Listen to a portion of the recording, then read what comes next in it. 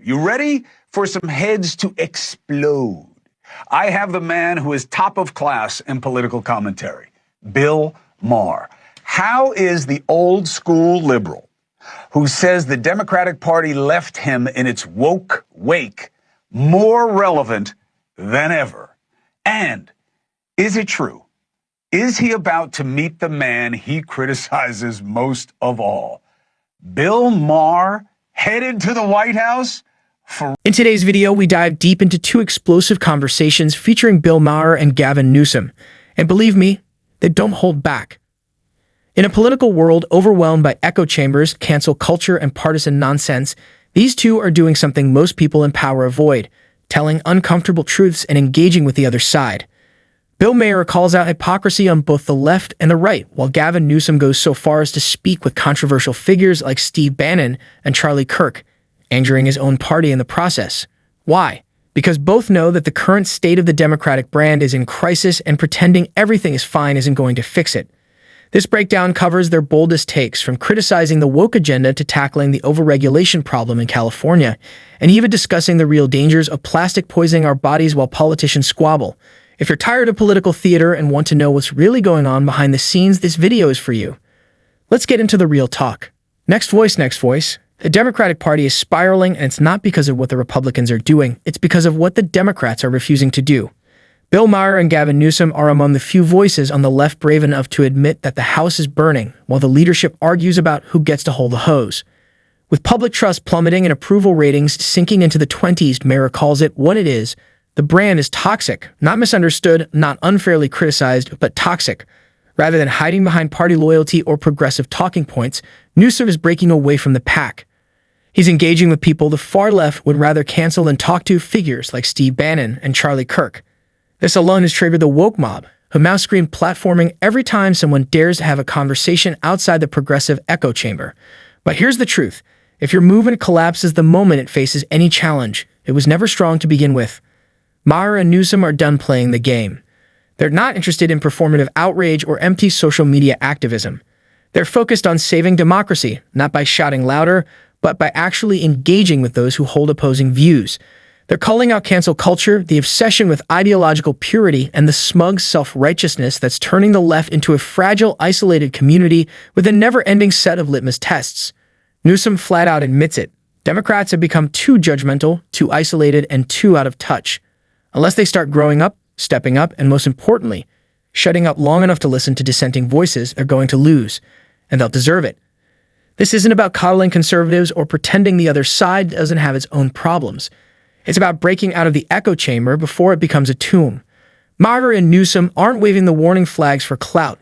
They know what's at stake: the survival of their party and the future of the country. Of the Democratic Party said if we don't get our shit together, we're going to be a permanent minority. Doing something about it. I applaud it. I think it's great. You've got this podcast. You're talking to people. You know, it's amazing to me that even that is controversial to some people. They call it platforming. If you talk to someone you don't agree with. Yeah. I feel like this country is divided into owners and healers. People who think you can own the other side. Yeah, well, Gavin Newsom owned DeSantis. Yeah. DeSantis destroyed Gavin Newsom. Yeah. Or people who want to talk and heal. And I feel like the next president's going to be, at least if it comes from this party, the Democratic Party, someone who wants to talk and heal.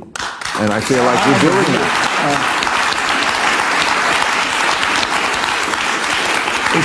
It's really been interesting, the reaction to the podcast. I mean, we had some controversial figures on, I'll acknowledge that, and Steve Bannon, Charlie Kirk, and some others. But you're right. I mean, this idea that we can't even have a conversation with the other side. You have to. They won. Thank you. That's it. Bottom line. And by the way, or the notion we just have to continue to talk to ourselves, or we're in the same damn echo chamber. These guys are crushing us. The Democratic brand is toxic right now.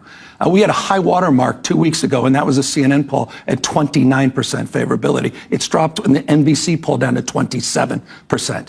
It's one thing to make noise, but you also have to make sense. And I think with this podcast and having the opportunity to dialogue with people I disagree with, it's an opportunity to try to find common ground and not take cheap shots. I'm not looking to put a spoke in the wheel of their, or at least a crowbar in the spokes of their wheel to trip them up, to your point. And I think it's important. Democrats, we tend to be a little more judgmental than we should be. This notion of cancel culture, you've been living it. You've been on the receiving end of it for years. California is a mess, and Bill Maher isn't holding back. He takes aim at the state's bloated bureaucracy and sky-high taxes, calling out the endless red tape that turns even basic tasks, like installing solar panels or getting a fireproof roof, into a years-long ordeal. Yes, you heard that right, years. And this is in a state that prides itself on being a leader in the fight against climate change. Maher's point is clear. California keeps getting ravaged by wildfires, but the leadership refuses to confront the hard truths about why this is happening. Instead of addressing crucial issues like the toxicity of burn sites or the slow pace of rebuilding, all we get are more regulations, costly inspections, and a government that's more focused on micromanaging things like rooftops and on cleaning up the aftermath of disasters. Next voice, next voice. Yep, you heard that right. Bill Maher is heading to dinner at the White House. No, he's not selling out or putting on a MAGA hat, and he's definitely not suddenly turning into a Trump supporter. This isn't about an endorsement, it's about principle. Maher has been one of Trump's harshest critics for years, warning everyone from the start that Trump wouldn't leave office peacefully. But Maher also knows that endlessly shouting on social media isn't doing a thing to heal the divide in this country. So when the invite came, apparently through Kid Rock of all people, Maher said yes. Why? Because sitting down for a real face-to-face conversation is far more powerful than yelling from opposite sides. It's a symbolic move, sure, but it's also a challenge. If someone like Maher, who's been brutally honest about Trump's flaws, can still show up and talk like an adult, then what's everyone else's excuse? Obsessed with how to do things differently. And you don't even hear them talking about it. Well, you certainly hear Newsom talking about it. He said, he's just started this podcast. I'm sure you heard that. He said he was modeling it on what I do on Real Time. He said, I want to talk to other people. His first guest was Charlie Kirk, who could be not more be on the other side. I like this. I like the new Newsom. I've been asking for this Newsom for a long time. So I think he's a great candidate if he was more of a centrist Democrat, and he seems like he wants to be. So I think it's great, and I can't wait till Friday and talk to him. I can't wait to see what he says about what he's got working to make that not happen again when the fires come again. Well, the whole thing is about this state is just so fucked with over taxes and over regulation. Sure. I mean, I last time he was on, I was, kidding him about the fact that I took 3 years to get my solar power turned on. Now I just had my roof redone because of the fires, because now I want a fireproof roof. 2 inspections, and you have to pay for those inspections, They're not free. And I asked this on the show last week. I see it got picked up by a lot of people. Why do I have to have inspectors looking at my roof?